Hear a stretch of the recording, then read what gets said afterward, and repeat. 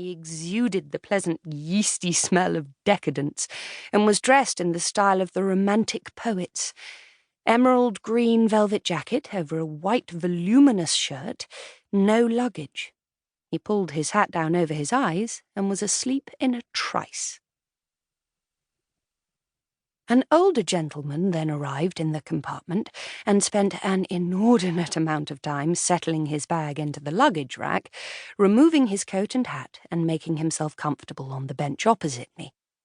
He has infused the tiny space with the acrid odour of French cigarettes, undercut by a cloying eau de cologne. He offered some pleasantries, and I apologised for being English. But now, despite my ignoring him as I write, he watches me with a suggestive smile, as though he finds me mildly amusing.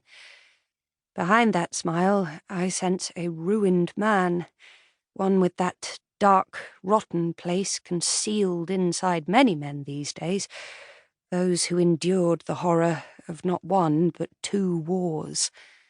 Suffering hollowed out their core, gouged away any tenderness, as it did my father, who had a fury simmering inside him that could reach boiling point in a split second.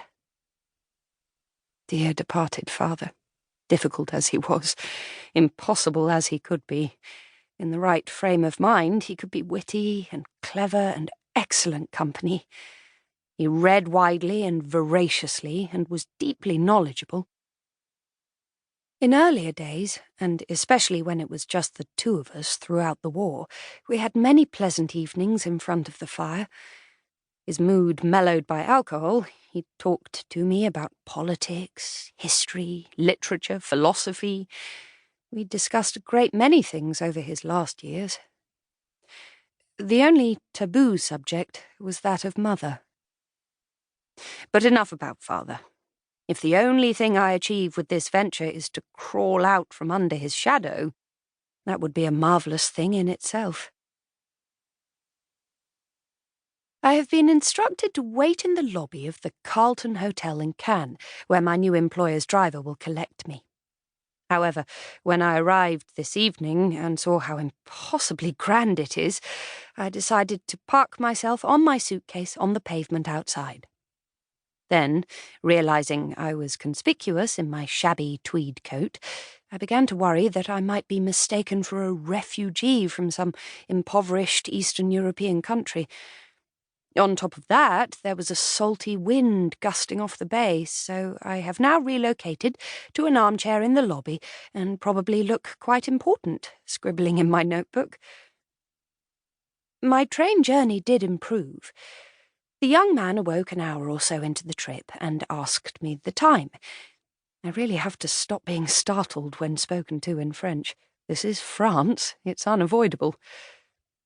On discovering I was English, he was immediately curious and peppered me with questions.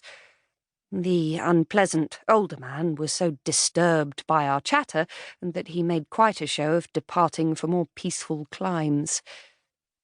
The young man, Alexander, also from London, had gone to Paris for a party and was now on his way home to Cannes. I am not normally in the habit of conversing with strange men, but there was something kindly about him, a depth beyond his years, and, despite his bohemian bravado, a curious vulnerability. He was terribly impressed at me resigning my position after 17 years in the civil service for a short-term post in the south of France. The need for honesty led me to disclose that, far from being one of those intrepid, independent women who welcomes challenge and seeks adventure, my best strengths are procrastination and obstacle enumeration. His laughter is the bubbling, infectious variety that encouraged me to make further self-deprecating observations and feel rather witty. We talked all the way to Cannes, and although he revealed little detail about himself, I found myself chatting with him as though we were already friends. He asked me what possessed me to make the rash decision to leave my job for this little jaunt, and I explained it was because of Colleen and my dear little...